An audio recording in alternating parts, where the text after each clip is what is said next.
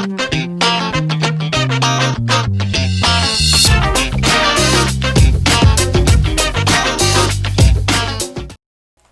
aí, meus amigos, beleza? Mais um vídeo para você, entusiasta do direito administrativo. E no tema de hoje, iremos relembrar do quê? Daquela famosa fonte do direito administrativo, a jurisprudência. Só que antes disso, relembremos. O que são fontes do direito administrativo? Na verdade, onde que o direito administrativo bebe a sua água? Qual que é o nascedouro do direito administrativo? Quais são as suas fontes? Nós sabemos que existem fontes materiais e fontes formais. Relembrando, recordando, o que são fontes materiais do direito administrativo? Fontes materiais são fatos sociais, são acontecimentos tão importantes que a partir daquele acontecimento, que a partir daquele fato social, daquele fato econômico, daquele fato político, nasce um tema do direito administrativo. Relembrando, nós sabemos que hoje nós temos um tema clássico do direito ADM, que é o tema responsabilidade civil do Estado. Ou seja, sabemos que o Estado ele responde civilmente por eventuais danos que os seus agentes provocarem a terceiros. Tanto que é um tema que tem assento constitucional, artigo 37, parágrafo 6º da Constituição. A pergunta é, o Estado sempre respondeu por eventuais danos que os seus agentes provocassem a terceiros? Não. Idade Média, qual que era a máxima? The king do not wrong, o rei nunca erra. Ou seja, se você fosse vítima de um dano provocado pela corte, o problema era seu. Você não seria indenizado. Vigia a regra da irresponsabilidade civil do Estado por eventuais danos provocados. Só que isso muda em meados de 1790.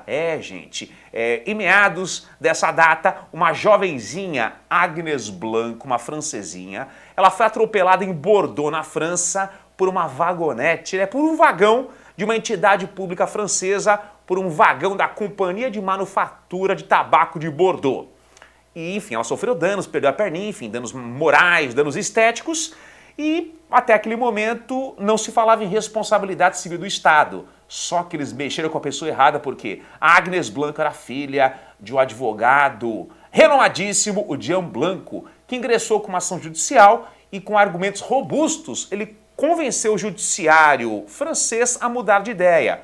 O judiciário, já que o Estado presta um serviço público e eventualmente provoque danos a terceiros, é fundamental que ele indenize as vítimas.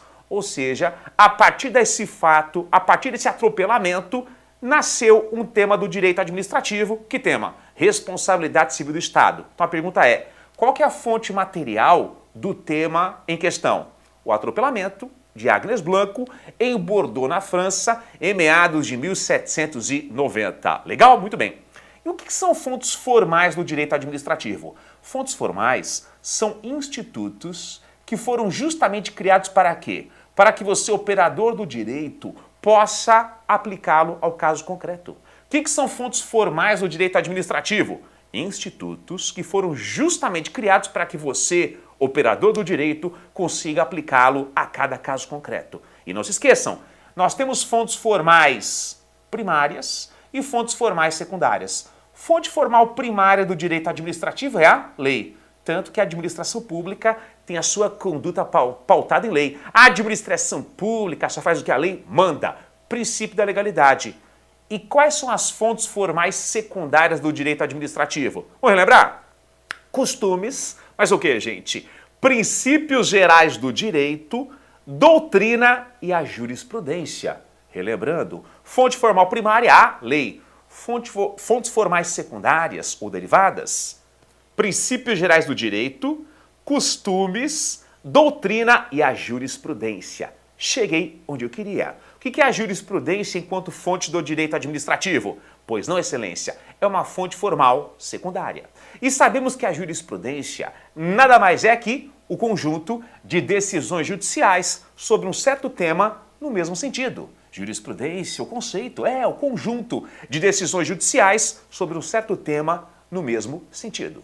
Jurisprudência minoritária, a minoria das decisões judiciais são naquele sentido. Jurisprudência majoritária, a maioria das decisões judiciais são naquele sentido. Legal.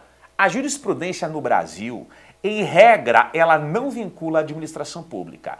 A jurisprudência do Brasil, em regra, ela não vincula a administração pública e, em regra, também não vincula o Poder Judiciário. Quer dizer o quê, gente? Que em regra pelo menos, nem o Poder Judiciário e nem a administração pública estão obrigados a seguir cegamente lá a jurisprudência majoritária. Legal? Muito bem. Só que nós temos exceções em que essa jurisprudência ela deixará de ser uma coadjuvante e se tornará uma atriz principal. Temos exceções, colegas, em que a jurisprudência ela vincula toda a administração pública e todo o poder judiciário. Vamos relembrar? Quais são as duas situações em que a jurisprudência no Brasil ela vinculará toda a administração e todo o poder judiciário? Súmula vinculante e decisões de mérito do Supremo Tribunal Federal numa ação direta de inconstitucionalidade e numa ação declaratória de constitucionalidade. Então, mais uma vez, onde que a jurisprudência excepcionalmente vincula, ou seja, ela obriga tanto a administração a segui-la quanto o Poder Judiciário. Súmulas vinculantes, isso é um toque, hein? Jamais diga súmula vinculante do Supremo Tribunal Federal, né? Seria uma redundância, já que somente o Supremo Tribunal Federal é que pode editá-las. Súmula vinculante e decisões de mérito também no Supremo Tribunal Federal em ADIs, ou seja, ações diretas de inconstitucionalidade, e ADCs, ações declaratórias de constitucionalidade. Beleza? É isso aí então. Beijo no coração, bons estudos e até mais. Valeu!